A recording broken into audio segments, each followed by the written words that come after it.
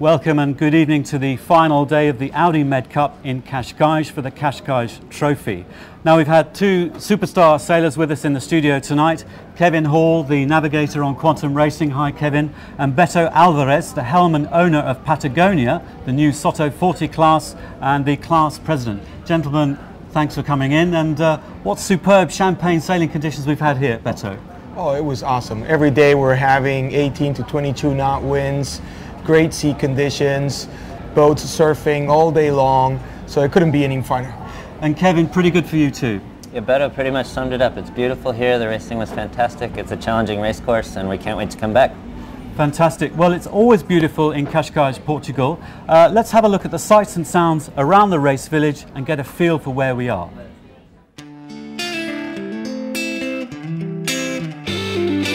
Sailing and racing is not all at the Audi MedCup. The race village ashore offers activities for all ages wanting to be and see a part of the action. Some of the sailors are tested for physical strength in the village on the winch grinder game. There are other skills demonstrated by the sailors too.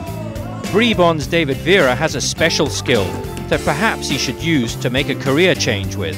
You must be careful with the tip, because if you go with the head in front, it bites. Top competition on the water and top entertainment ashore. The Audi MedCup is the world's leading regatta circuit.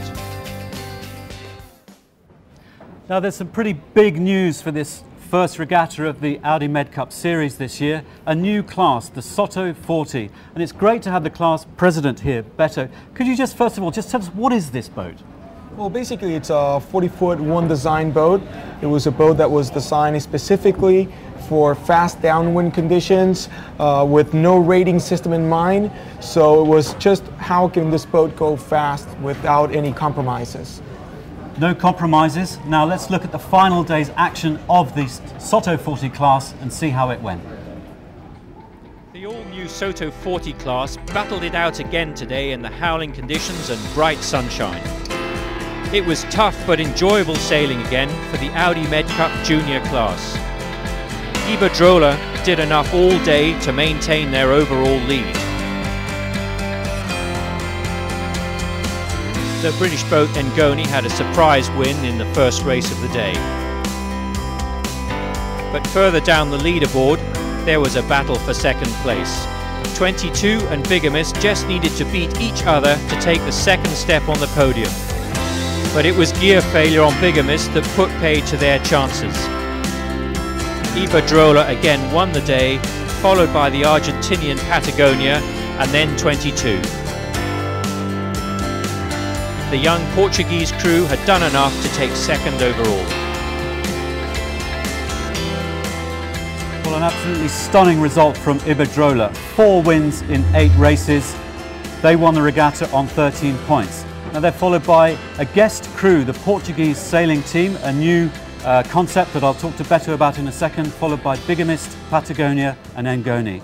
Beto, first of all, the Portuguese sailing team who came second here, and that's an amazing result for a guest crew. Could you tell us what is the concept there? Well, basically the boat was done by being one design. The idea was you can't do anything to the boat at all. It is what it is once you get it. So that what it does do is basically gets the crew up to speed very, very fast. There's no secrets on the boat. So basically it can happen this, where you get a brand new crew, never sailed a boat before, they went out training, excellent crew on 22, and they were able to get the results, and that's what it counted. Talk about actually sailing this boat. I mean, it's like a dinghy. There's no mechanical advantage. I understand there's no grinders on board. So what is it like, particularly downwind? Because these things absolutely fly along. It's exhausting. Well, basically, it's a very physical, demanding boat. So the idea was to bring costs down in the boat, and that's why we went away with the pedestals. But yet, the boat can race very fast downwind, and the jibes, it's all about mechanics and also good grinders. So what makes it really, the boat comes back up to speed really, really fast. But it's an adrenaline rush on this boat. Well, a spectacular sight from the Soto 40s, but also a spectacular sight from the TP52s, the established class on the Audi MedCup circuit. Let's just have a little look at how the action went today for the TP52s. The The final day of the Audi MedCup had both fleets race the last two windward leeward races. The conditions were again fresh and exciting for all. Synergy started early and had to go back in the first race. But it was the American boat Quantum that sailed best to lead around just about every mark today to win the Cascais Trophy with a race to spare. Following the victory in yesterday's race, Ran found a new confidence and raced with the leaders again today. Downwind, the monster TP52s really lit up again in the fresh conditions.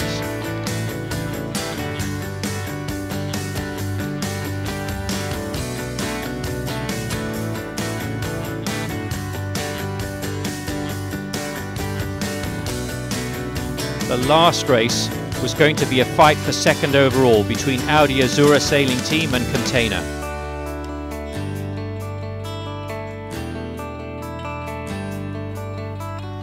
Audi All For One looked to be making a perfect start, but over early, an expensive mistake. Quantum once again sailed hard and fought for the lead with Container. Audi Azura pushed too hard and made a crucial mistake, dropping their spinnaker too late, slowing them dramatically. This let Container take second place overall, behind the mighty Quantum.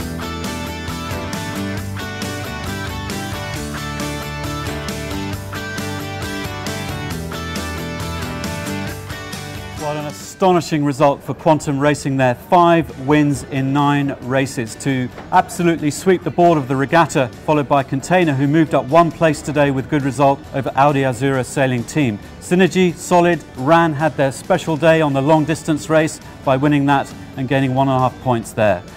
Bribon, followed by Bribon in 6th, Audi Sailing Team powered by All For One in 7th. Now, Kevin Hall, navigator on Quantum Racing, an astonishing result for you guys. I'm pretty sure you didn't predict that you'd do so well here. What's going so right for you guys? Our goal when we came here was to basically, doesn't sound quite right to say it, but to not lose the season here. We wanted to start out kind of conservative and just make sure we were in the hunt at the end of the season. And as we got to the middle of the regatta, we realized the boat was going really fast, and if we let it do its thing, we had a good shot at winning. And so we just looked for pretty open lanes off the line, and Ada, our tactician Adrian Stead, had a great feel for the current, and so we kind of always knew where we were going, and the boat was fast enough to always get us there. I noticed on the TV Cat, and I have to say we barely kept up with you, doing sort of 18 knots, 19 knots downwind, but upwind on the upwind leg towards the top mark, you were making some pretty good calls on the ley lines for the top mark. How does that work amongst the team? What's the discussion? Some of it's just risk-reward around the other boats, and sometimes the shift comes your way. A couple days ago we had some bad luck on the downwinds. Maybe today we had a little good luck on the upwinds. It all worked out pretty well for us today. Okay, and last question, just going forward into the season, how do you feel coming off the back of this phenomenal result? We obviously feel good about the result, but we feel like there's a lot of hard work ahead of us. We know we're not getting everything out of the boat, and we know we can get tighter as a team, so we have that to look forward to. Okay, well I understand your dad Gordon is watching this, so a little wave there to Gordon and to everybody following this. It's been a champagne week. We're going to finish with the prize giving. The next event is in Marseille, June the 14th. But from us here in Cascais for the Cascais Trophy, it's been absolutely awesome, and we hope the season continues like this.